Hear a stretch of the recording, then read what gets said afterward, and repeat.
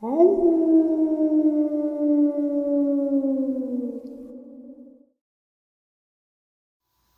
and salutations, everyone. I hope everyone is still doing well, and welcome to our second half.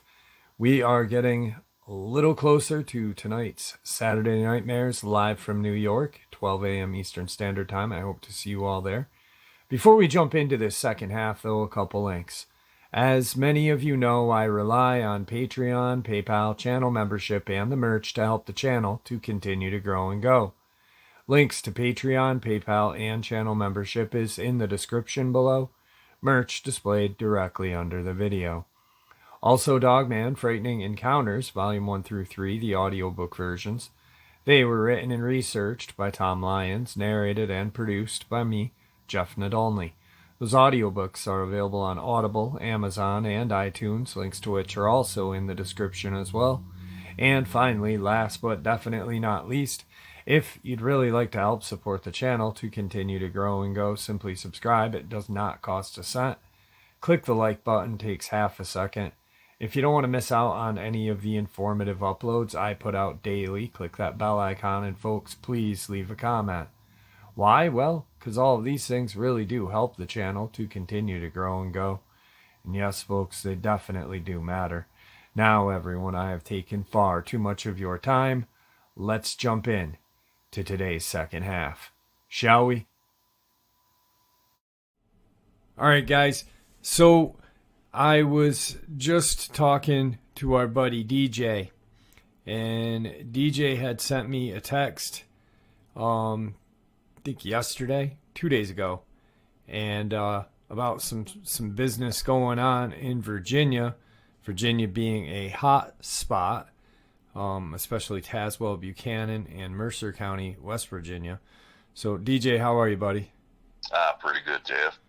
Thank So, you for asking. well, you know it. What's going on? What happened down there?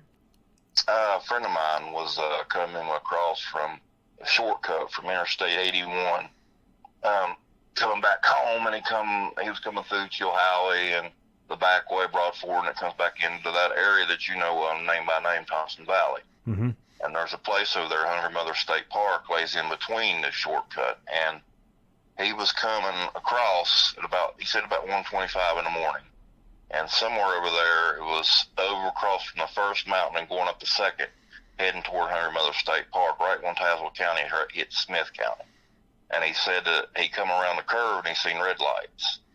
And when he come around, they had stopped, and there was cones out and lights flashing. He said there was 2 state police and a couple county officers responding, and a couple of game officials, game wardens, I guess you would call, and a rescue squad.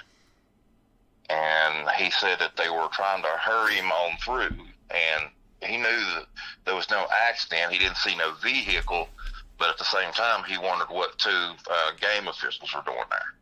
And down here, the way ours up, our game officials are not one county. They're divided up. Several counties will be under one game warden, like in different regions, and there was 2 of them. So he knew there was no vehicle accident. And anyway, when he was driving through, when they was hurrying him, there was one little crack he said he could see through.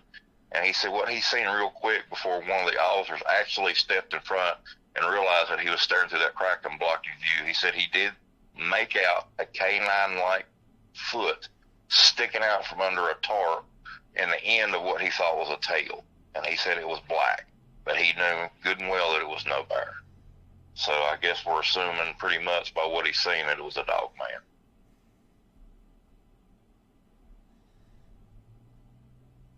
So you can imagine, the thoughts going through his mind. Yeah, I mean, it's definitely not a bear. No. And, the thing is, even if it was a bear, why would, not just game officials, but why would, 2 state troopers and an officer from that county be doing there responding to an animal getting hit? Yeah. Well, I asked you, I said, hey, could it have, because we were talking, we both said Dogman, and I said, hey, do you think it could have gotten hit by a tractor trailer? And There's no trucks allowed back there, is there? No, sir. When you start up the first part of it, like you say, going through Thompson Valley, there's 3 mountains you have to cross, and they're steep, and they're curvy as can be. They're more curvy than an anaconda's back. As a matter of fact, before you start up the first mountain, there's a sign there about 100 yards up that straight stretch. Mm-hmm. And it says, deliberately to all truckers, this is your last chance to turn around now. Because so many have got hung up over the years, hung in curves and everything, that it's a mess. You know, these people in the dispatch, you know, they just have topographical maps. They can't see these mountains and these curves, and it, from a lot of the interstates, it is a shortcut, but they just don't realize how bad the terrain is. Right. It's a very strange, and like you said, the game wardens down there, you know, two in one county is unheard of. Yes, it is. That right there draws a red flag more than basically the law officers responding. Yeah. Because, you know, they're all over the state. I mean, just because, you know, they might have 8 to 10 counties in their region under their belt, they can go anywhere in a state, just like you said.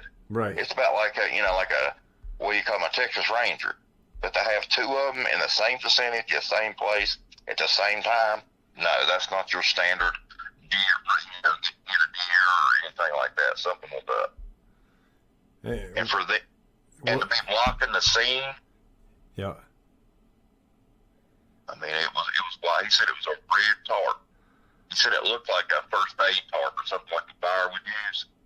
You're kind of breaking up a little bit. What'd you say? He said it was a red tarp. Okay. He said it reminds you of the color like fire and rescue, where they'd have something like they respond to. Oh, okay. And he said the black matched out against the red. You know, that's like white. You know, seeing white in the dark, it just stuck out like a sore thumb. Right. And he said what he's seen 3 to 5 inches of a big bushy black tail sticking out. And we know bears don't have a bushy tail. No, sir. Wow. That's very strange.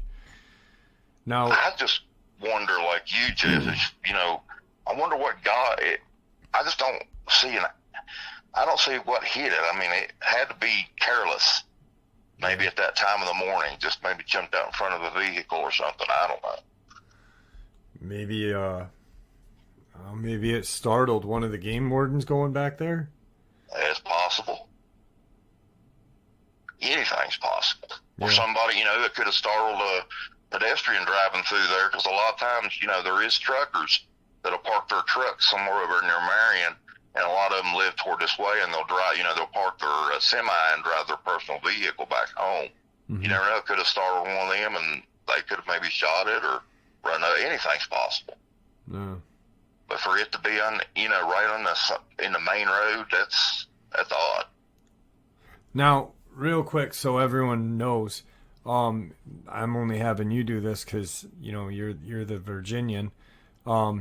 The Thompson Valley. What's the deal with that area? Very much.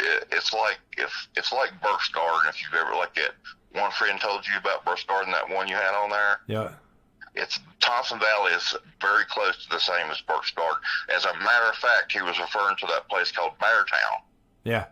You can get to Beartown through Thompson Valley, through the mountains. It's just the same mountain range is what it is. They're all connecting. Yep. Yeah, they are. And that would explain where this thing probably came from. Huh. And you can get, without even hitting the main roads, you take these back roads and you can end up plumb down into Tennessee on these back roads without even hitting the main highway. And that stretches through the Cove and into Thompson Valley and on into Beartown and God knows where. Now, there's a place, I don't know if I told you, up in Beartown, there's a place called the Far Skull. Its magnetic altitude is so messed up. If you pull a compass out in that place, the compass will just sit there and spin constant. There was a bad plane crash back there in the 80s. Mm-hmm. And some of the responders claimed that when they, you know, were recovering remains, that there was human body parts hanging out of trees. not bodies, but body parts. Body parts. Yeah, and said it was one of the worst things they had ever seen. Wow. And they said it was just the weirdest place because they had to go through this place to get, to the recovery of the plane and the bodies and everything else. And he said that when they got out there, he said the guy told him, but, the rest of them didn't believe him, thought he was pulling their leg. Right. Well, they all pulled out their compasses, and every one of them looked like a turbine just continuously spinning in their case. Now, can you hunt in that area where this thing was seen? Yes, you can hunt there. Have you ever hunted there? Yeah, I've hunted there, not right on that place, but I've hunted private property that borders it. Okay. And there's a lot of state and national forest in that area surrounding there, like Big Tumbling and Little Tumbling. There's a place called a Rolling Fork over there at the top of the first mountain. You take a left. Yeah. It's state forest, and it runs into Jefferson National Forest. So there's a lot of terrain through that area. Definitely. There's like 3 trout streams right in there surrounding this area where this thing was hit. Wow. Yeah, so there you've got water, you've got food, you've got shelter. Agriculture, yeah, and farms, and you've got animals and farm animals. Yep. It's the perfect place for one of these things to live. And the it can habitat is unreal. And it can get to different locations very quickly Yes. without being seen. Exactly. Huh. And the way he describes it, where it was at, that road, like I said, winds like a snake's back. There's some parts of it that's so very narrow that it, 2 small 4-cylinders would almost collide if they hit toward the center line. I mean, just driving in their lane because it's so narrow, and how there's parts of it where a dogman could literally jump off the bank and clear the road completely. Right. So that makes me wonder how this thing ended up in the road. Yeah, it came up on the wrong person, maybe. I don't know. Maybe That's what I'm wondering.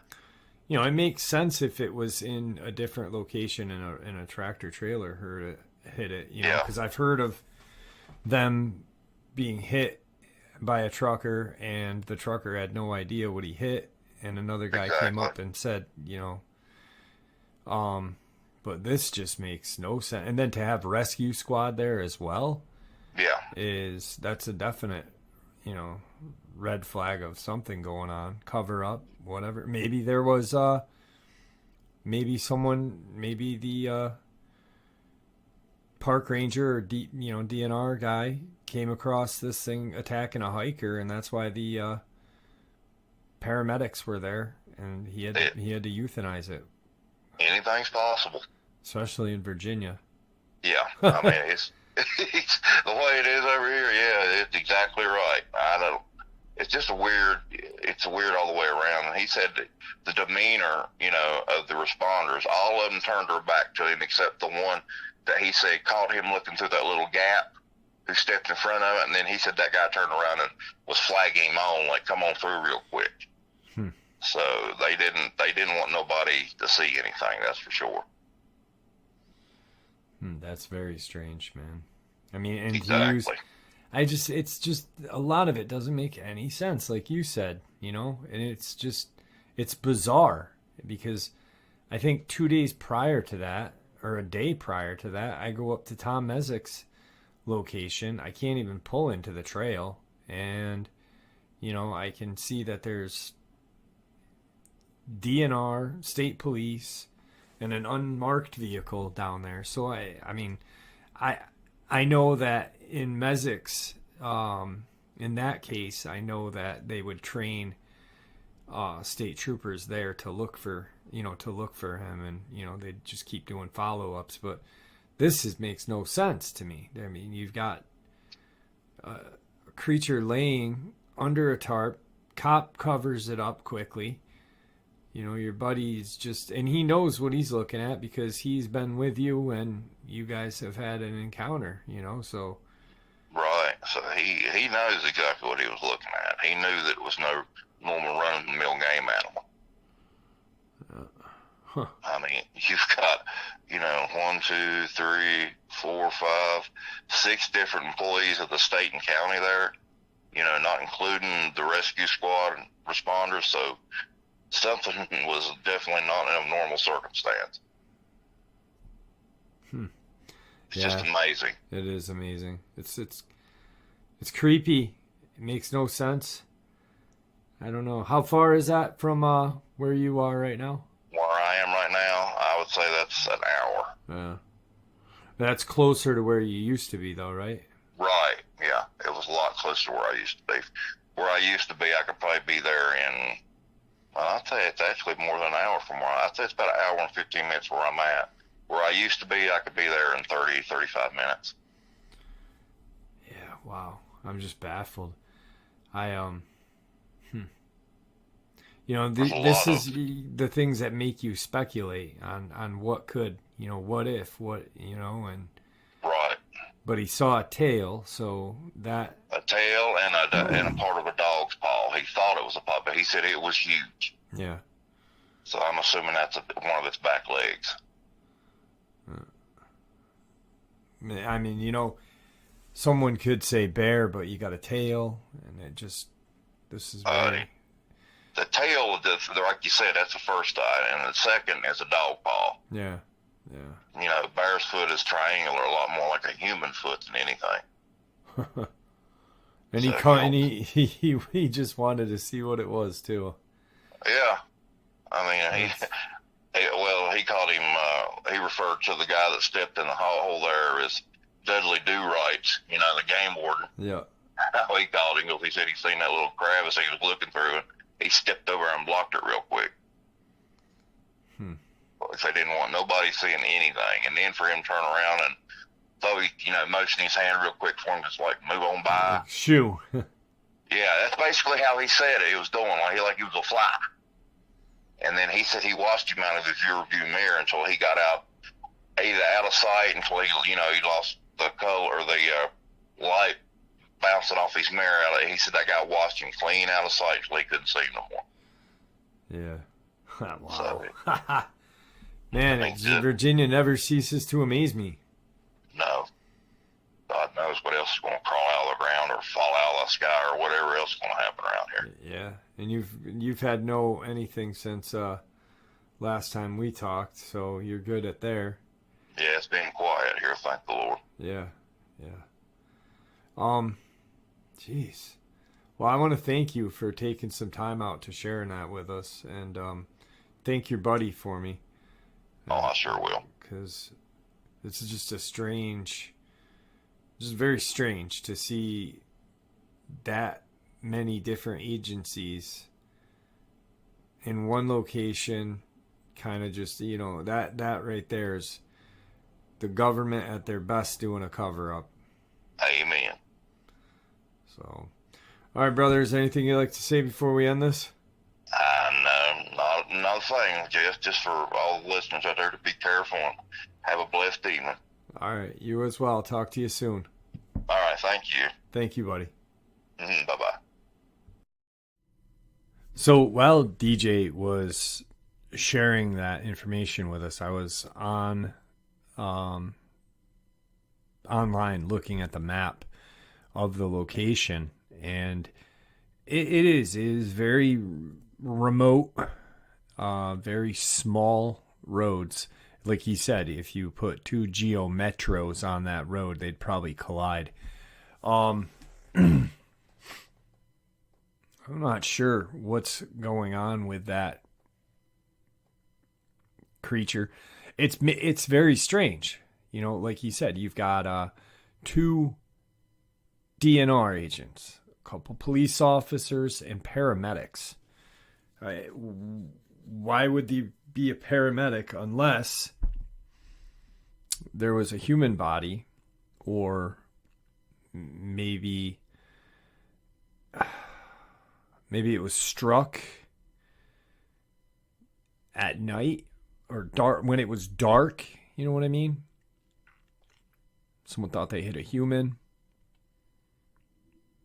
called 911, and that was sent out. But even that doesn't make sense, because if that person did call 911 being a good Samaritan, they'd get out and see what they had hit. So it's very strange. Multiple sightings have been in this area. multiple deaths have been in this area. I looked online to see if I could also, after looking at the maps, I wanted to look and see if there was anything in the news about any other missing persons or anything like that, and couldn't find anything. So it's beyond baffling for me.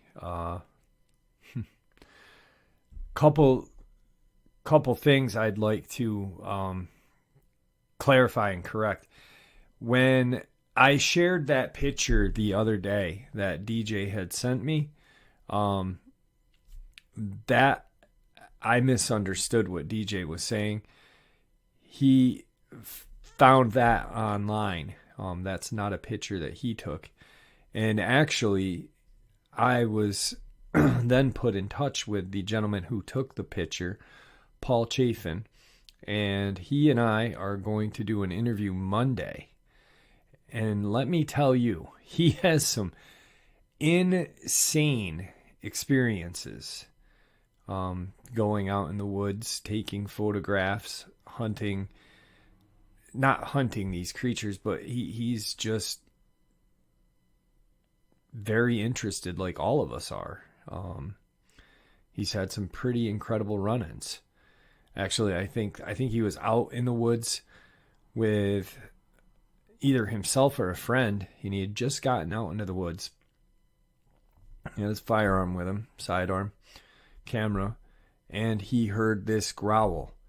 And it is a terrifying growl. And I was blown away. I mean, it blew me away. So with that Monday interview, I'll probably include that clip. Actually, he gave me permission to share any of his photography and proof of these creatures' existence. But I'm going to wait because I want him to kind of share the experience with us. And yeah, it's mind-blowing. Out of Kentucky, straight out of Kentucky. Hot spots, you know. The lower half of, or lower portion of North Carolina, West Virginia, Virginia, Kentucky, Tennessee. It doesn't get hotter than that area. All right, and this is the update from DJ a couple days later. All right, everybody. Tonight I have the one and only DJ back with us. DJ, how is it going? Not bad. Can't say a lot. All right, buddy. Well, I had you back on because you had shared something one of your friends had seen in the Hungry Mother State Park out in Virginia, which was a tail and a foot of a canine-like foot sticking out of a tarp. And yeah, couldn't find out. Did a little bit of research. It's an emergency tarp. Okay, an emergency tarp. What color was that? Red. Red. Now, I had gotten a couple of emails, and I'm having you on because you're the one that shared the experience with me, but also because you're my boots on the ground guy out in the area of Virginia. Anytime anything happens out there, I turn to you to ask you, hey, do you know this location? Can you give me the history on it? And you do. So, best of my knowledge. Yeah. So when you approached me with that, I was super excited. Then I approached you today with a couple of emails that I had gotten, which I'm going to share with, I've already shared with you, but I'm going to share with the audience real quick. And then we'll talk about a couple of things that I believe that I figured out, or possibly have figured out, how the local, state, and federal law enforcement, wildlife agencies are communicating without us knowing it. Right. So this is one of the emails that I received. Just to add some fuel to the fire, there is this. My mom grew up on a farm in Virginia. The farm was on the north slope of Rich Mountain in Tazewell County. If you climb up the side of Rich Mountain, when you went over the top, to your left would be Burke's Garden. Straight ahead would be Bear Town, and to the right would be Thompson Valley. If you crossed through Burke's Garden going down the slope on the south rim, you would be about 3 or 4 miles from where this Dogman was found, meaning the one you had told us about. On my last trip to my mom's farm in the summer, at about 10 p.m. one night, I heard a massive scream coming from the top of Rich Mountain, which would have been just over the top of the peak to Beartown. Now, I believe it was either a Bigfoot or a Dogman scream. My mom's brother lived on the farm all his life till he died in 2016. He told me during World War II, a B-52 crashed on the peak of Rich Mountain between Burke's Garden and Beartown. He said the locals heard the crash, climbed up there, and found everyone ripped to shreds. They proceeded to demount all of the 50 cal machine guns and make off with them. He said about a week later, the government boys came around quizzing everybody in the area and giving them the third degree about the missing guns. Don't know if this is the crash that DJ was referring to. There have been several crashes on that ridge. Now, that is not the crash that you're referring to. No, the one I was referring to was a small commercial airliner. Okay. Yeah, there's been several crashes in that area. A lot of them were small private planes, single engine and two engine, but this was a commercial airliner that crashed. Okay. All right. Now, I find it interesting that the area where he's referring to, Thompson Valley, which we've heard you mention before, the Beartown area. What is so interesting or fascinating about the Beartown area for you? To me, it's one of the last few basically untouched wildernesses around here, where it touches so many different places and it's high altitude, and it's only accessible on foot or by aircraft. And it's no man's land. It's the closest thing you could be to living in Northwest Territory in the state of Virginia. It's beautiful. I've never been there myself. I've seen pictures. I've talked to witnesses. And my stepdad, God rest his soul, he's passed away now, but in the late 70s, him and a bunch of his buddies used to hunt that up there because it was so thick and not a lot of people would travel that far, deer hunting. Right. Back then, you had the good old boys that sit around the campfire drinking coffee or alcohol, whatever, last night and just sharing, shooting the breeze. And they were all sitting around eating a supper one night when they were camping, and they done built a fire. And they heard something out of the darkness. And my stepdad wouldn't even talk about it. Okay. Because he was a man of few words, and fear really didn't cross his radar, even if something did. But his best friends told me about it, that they heard a scream in the darkness. He said, sounded like a couple hundred yards away, that after it was done, all 5 men were standing straight up, looking in the same area, and their tongues and cheeks were hanging on the ground.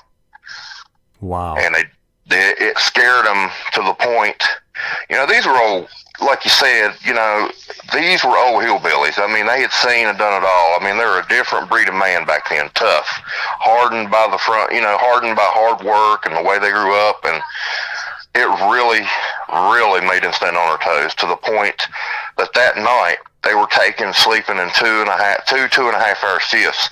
They had one man up all, at guard at all times while the other slept, taking turns, because it scared them that bad. Me, myself, I've never been up there, but it's hundreds of square miles of untouched wilderness. Okay. So, in Burke's Garden is close to Beartown? Yes. Okay. Now, there's 2 things There's two things in this email, at the end of the email, that really popped out at me. And on top of all of the areas that you had mentioned, and this gentleman was spot on, who I'm going to have remain anonymous for right now. The 50 caliber machine guns that were taken off. This was during World War II, so I'm imagining they were just traveling from base to base. But that the soldiers or airmen were ripped to shreds. And that was right up in that no man's land. Right. Which makes a lot of sense because there's been numerous people ripped to shreds in that area just within the last year. Exactly.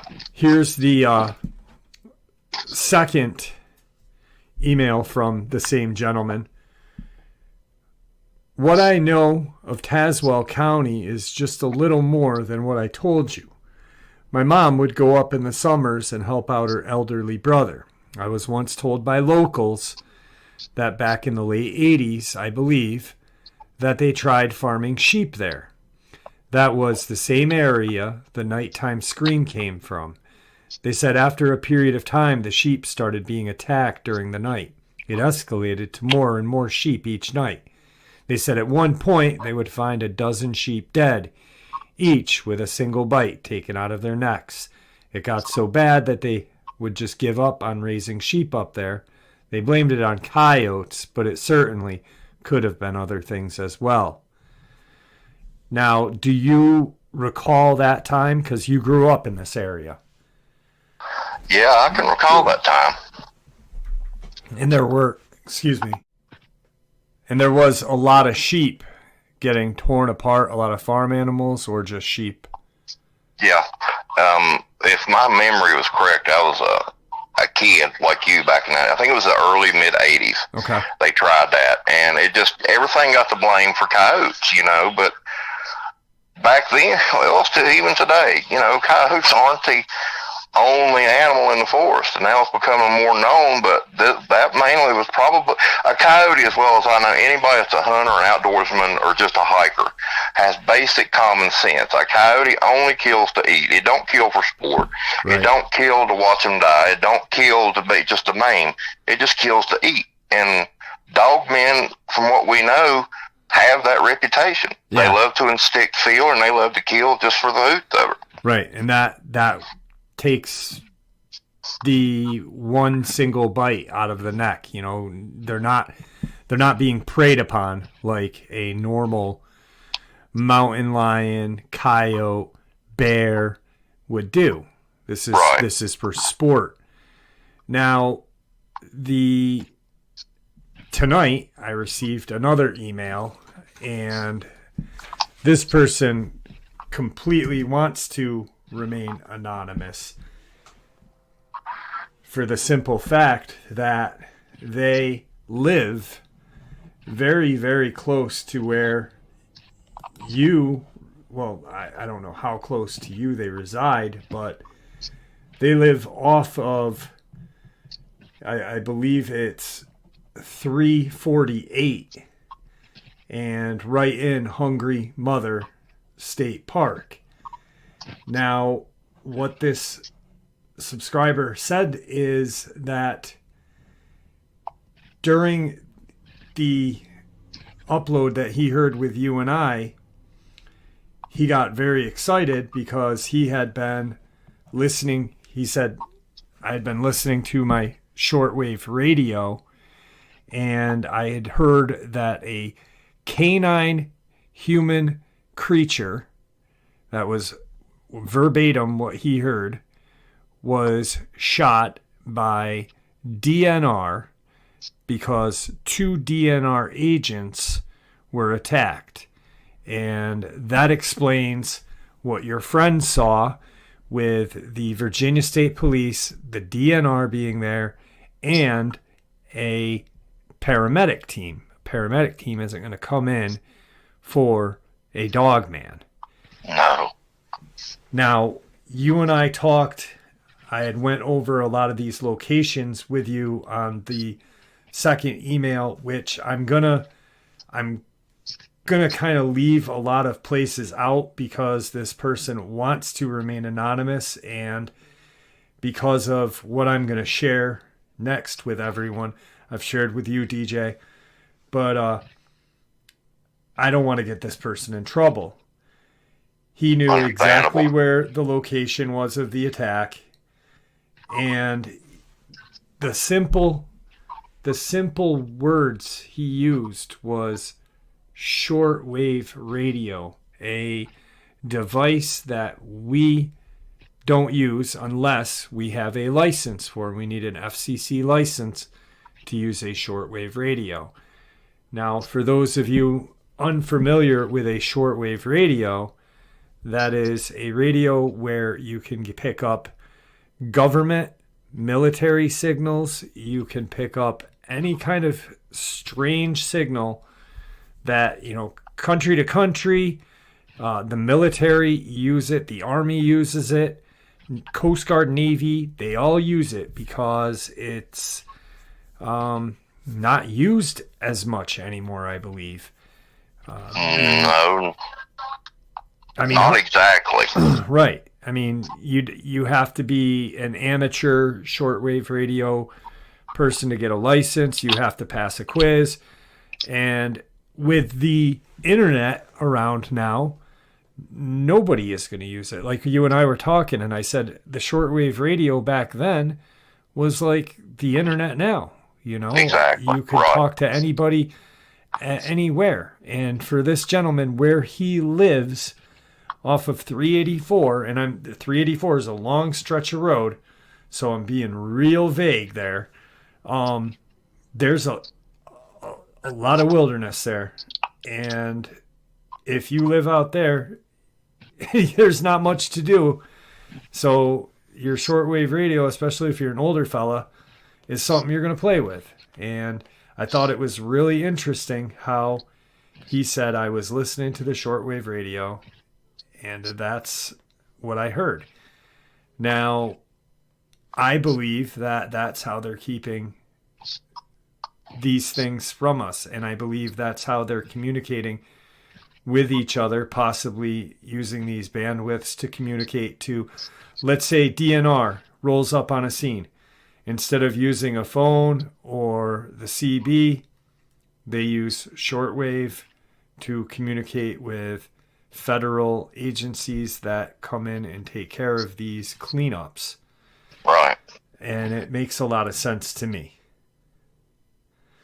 Yeah, well, you're exactly right. I mean, like you said, with today, with the internet and cell phone service the way it is and computers, unless you live out in God's country and don't have maybe, internet out there, computer, telephone lines, CBs and shortwave radios were just like, MCI back then.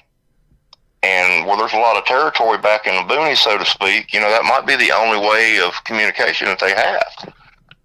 For example, like Alaska, the outback up there, the Northwest Territory, Yukon, Canada, where there's not a lot of roads, without roads, there's not going to be cell phone towers. Without cell phone towers, there's not going to be internet. And without internet, there's not going to be communication.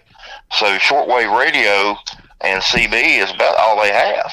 Right. And down here, we're a lot more sophisticated than the people out, way up like that. So, like you said, it's become basically a thing of the past. Right. And you and I were talking. I looked up the shortwave bandwidths and stuff, and it tells you online some of the frequencies that the military uses and the government uses, so you can listen in.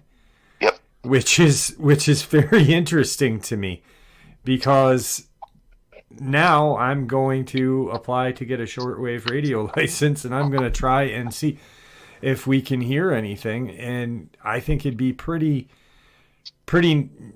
crazy if one day I turned it on and there was some kind of chatter about a Dogman, a Bigfoot, or whatnot. It would be very insane.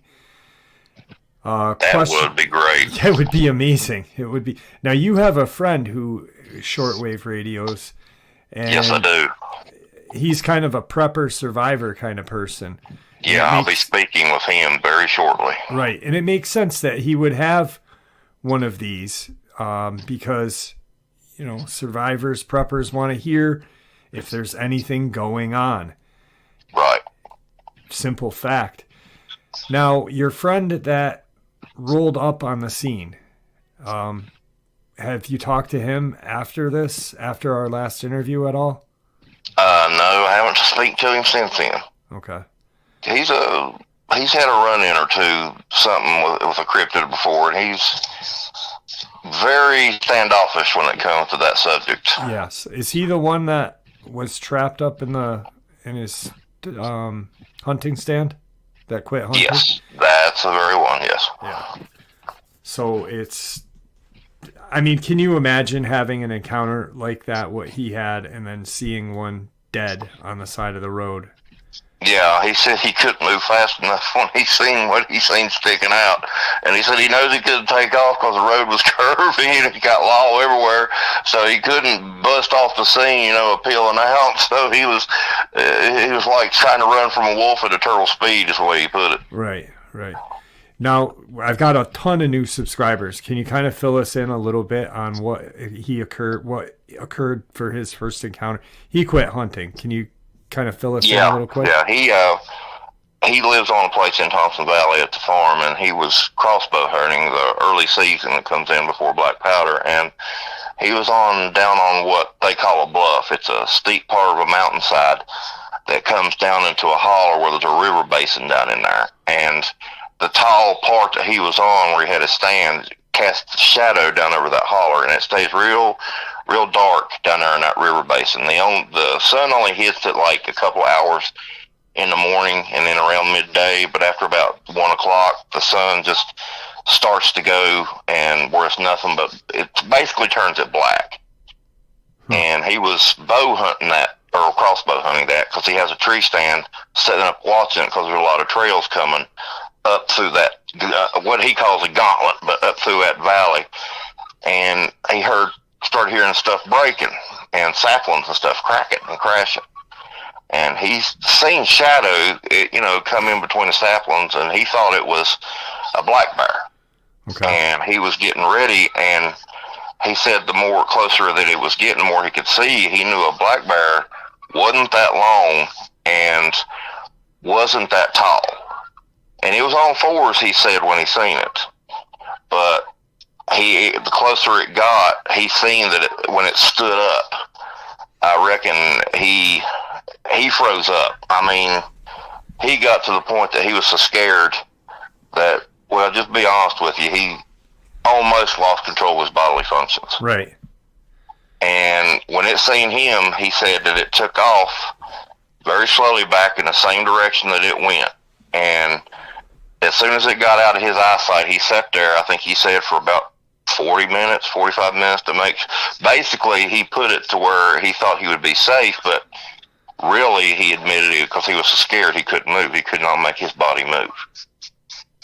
And when he finally got down out of the tree stand, he broke a run and got back to his house. And he was scared to death. It took us forever between me and his brother to get what happened out of him. And when he finally broke down and told us what he would encounter, the past few days following that, he sold every gun he had except for, I think he kept 2.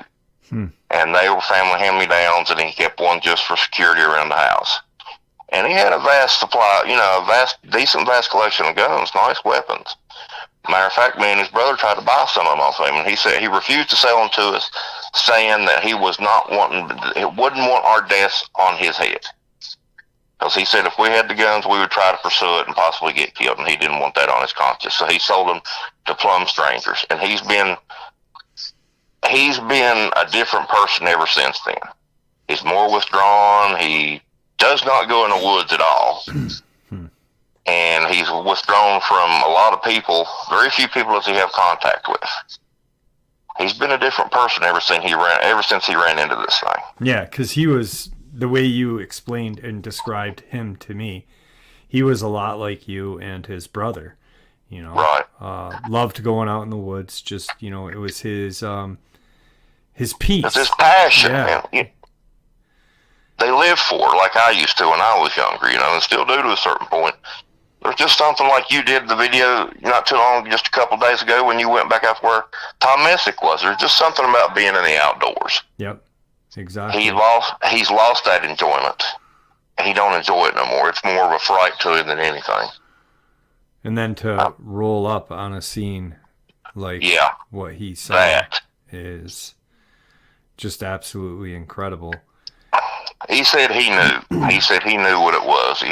Just by seeing what he's seen, but he said he had a feeling that just, he said it reminded him a lot. It took him back to that hunt that what I just described to new listeners. It took him back to that day and time. I mean, just he said there was something about it. It just scared the pee willy out of him.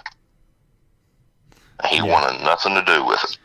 Now, that area where that Dogman was found dead is the way I looked at it on a topographical map and the way you described it to me. There are 3 mountains, and it's almost like a valley with a hump in the middle. Right. It would be very easy for a Dogman to, because I believe there's Smith, Marion, or Smith County. Yep. Smith County. You cross right over this first mountain, and about a fourth of the way up the second, I think you cross into Smith County. Yeah, and there's Marion or whatever. Yeah, there's Marion. Yep, and all of that is right there. Tazewell. Is Tazewell connected to those 3 mountain ranges or no? Yeah, the first mountain is in Tazewell County. Okay, so you've got 3 or 4 counties right there that touch. Yep, and hotspot. And it's all wilderness. I mean, well, like you said, you got Hungry Mother State Park right there in Marion. I mean, it's a big park. Yeah, it is. I mean, you've got it's got a big lake there. You've got boat, you know, not main boats. You got paddle boats and canoes and, you know, camping, cooking out. You got a beach and swimming, and it offers all kinds of sports, trail riding. It offers horseback riding. I mean, it's just a big place. There's a lot of trails. There's a lot more trails in that area than there are state roadways. Right. And you got that right, buddy. You know, this is perfect Dogman country. I'm wondering if these DNR officers just went for just a, you know, it was around the time of, it was right after, a week after Memorial Day weekend. So maybe they were just going and looking at campsites and seeing what was going on, stumbled upon one of these creatures, got freaked out, took a pop shot. It came and attacked them. And because from what the gentleman told me on the shortwave radio, he did not know if both DNR agents were killed or if one was killed or what. All he heard is a canine human-like creature. That's how it was described on the shortwave radio. Attacked 2 DNR agents, which... Well... If they're trying to hide it from us, whoever made that acknowledgement isn't thinking too hard with all his eggs in a full dozen. Called canine human-like creature. I mean, just call it a Dogman, like you said. For God's sakes, call it a Dogman. Yeah. Well, I mean, they're hiding it because no one uses shortwave except a few people. So the other thing that you said in the first interview you and I did talking about this is it's very rare for 2 DNR officers to be together. Now, it makes sense because where this attack happened is in the location of where Marion and Smythe or Smith counties connect. They're almost in the same location, so it would make sense that 2 DNR agents were in that location at the same time. possibly Right. both going to check. I think where I was looking, there was one place in that area. One side of the road was, is it Smythe or Smith? Smith. One side was Smith County and the other side was Marion County of the road. Yeah. And maybe they were just both going up, meeting up, friends. Hey, let's go check this out. Let's wait some time, maybe go fishing. Who knows? Right. And they stumbled upon this creature, and the rest is history. That's about for it. the Dogman. Yeah, well, that, I guess, bad as I hate to say it, they cashed his ticket. Yes. But, I mean, it don't matter, if they were law or just, regular citizens, cannot and should not be tolerated. No, and that's why. By any creature, dogman or other. Yeah. And it's really crappy because it would look awful suspicious and fishy. And I thought about this when I was thinking here before I talked to you about calling the hospitals in the area and asking if any DNR agents have been brought in. It would be kind of fishy, and I don't think anyone in any of the hospitals could. First, I don't think they could give the information out, and even if they could, I don't think they would. No, you're probably exactly right. It'd be kept confidential. Yeah. I'm blown away about the amount of subscribers that I have in this area, first of all, and the amount of subscribers that live in this area that know what's going on. I believe about a year and a half, 2 years ago, it was just you and another fella that was the other fella had talked about the fox-like dogman spotted on the caves over on 460. Yeah. Yes, sir. And you knew right where the place was, and that's what's amazing is because I've got 5 different people now, all sharing exact location of these roads and where these things are lurking about. Ironically enough, the couple of attacks and deaths that happened, I had mentioned on the channel, and those caves were investigated. And I'm not saying it's anything that I did, but I think it's kind of strange that I made the call to the Virginia State Police Human Relations. The woman that I spoke to had no idea that there were any more attacks or disappearances in Tazewell Buchanan County when I spoke with her, besides Richard Timothy Honecker. And then I said, ma'am, there's a lot more. And I listed them off. And, ironically enough, the next thing they're going and looking for, I'm crow. I forgot the guy's name now. But it's hard to understand, Jeff. There's been so many. Yeah. I mean that's sad. You're still missing Myra Remy or Ramy. Yeah. From what I understand, she is still to this day listed as missing and not been recovered. Yep, she's definitely still missing in action. And the old guy over on Turkey Hill or something, over by you, I think now, that disappeared, that went for a walk in his backyard, which was a vast wilderness. So, I mean, this is hot spot central right now, and I'd like to know what's going on. Yeah, because it is. Yeah, it seems like it's not getting any better. That's for sure. No, that's for sure.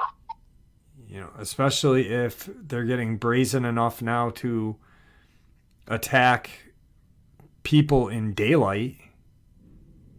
That's just that right there should be an omen of possibly what's to come. Yeah. They're not, I don't think I know they can tell and identify firearms, but I don't. Oh, yes. Yeah, I don't think they can identify uniforms. So to them, it's just clothes. So it's not like, it's just a strange area. Yeah, they are the apex predator. We're not, they are. Yep. The only reason we don't have no more run-ins with them than what we have is because they're smart enough, like you said, to recognize firearms, and because of man's ingenuity with a firearm and other stuff. Other than that, we wouldn't stand a chance against these things. Yeah, yeah. Do me a favor, that gentleman that you're friends with that Correct. talks on the shortwave. Right. I ask him if he's heard anything strange, any kind of mention of any kind of strange goings on, and see if he knows or can listen to the state Department of Conservation, DNR, whatever. They're VDGIF down here, Virginia Department of Game, Mineral and Fishery. Yeah, see if he knows the bandwidth that they're using, because I could pick up a shortwave radio, take my license, get licensed, and I could pick up bandwidth from down there, being in upstate New York. So that'd be something interesting to know and have. For sure. Yeah. Now, I don't know. I don't mean to ask too much of you, but if you don't mind, maybe ask your friend's brother how he's doing, and maybe if he remembers anything else that he saw that day, and let me know if you would. I sure will. All right, brother. Well, it's been great talking to you, and like I said, I wanted to have you back on because the two people that emailed me today, the last one wants to remain anonymous, and that's, that is understandable because of the use of the shortwave radio. Who knows if he has a license or not? And also, in order to even talk about the locations, I had to be real vague. Otherwise, that area is so small out there. I mentioned one road, and there's only 6 houses on that small road off of that main intersection. So it's I can't blame him for wanting to remain anonymous, or the other gentleman. No, I can't either. But I appreciate you sticking your neck out for us to keep us informed, DJ. It really means a lot to me and everyone else. That's not a problem, Jeff. It's not a problem at all. I'm just trying to do my duty to help you bring the truth to people. Well, you know what? If it wasn't for you, I would have... The only thing I would have is assumptions and newspaper clippings from Tazewell, Buchanan, and Mercer County. So I appreciate everything that you've done for me and everyone else, keeping everyone else informed too. Well, I appreciate it, Jeff. All right, brother. It's great talking to you. Do me a favor, don't hang up. I want to chat with you a little after. Okay, Jeff. All right. Have a good night, my friend. You too. Bye-bye. Bye. All right, folks, I hope you all enjoyed today's second half as much as I enjoyed sharing it with you. I hope to see you all at tonight's live stream, Saturday Nightmares, live from New York, 12 a.m. Eastern Standard Time. I'd like to thank you all for supporting the channel. It is your support, after all, that keeps the channel growing and going, and what gives folks like us a place and a chance to share our experiences and theories judgment-free. Just everyone simply treated with the respect that we all deserve. Please stay safe, happy, healthy, and ever vigilant, keeping an eye on our children, pets, family, and friends. These creatures are real. They are out there and dangerous. Share this information with those you love and care about, and it may just help save their lives someday. And until next time, never stop asking questions, never stop searching for the truth, and God bless.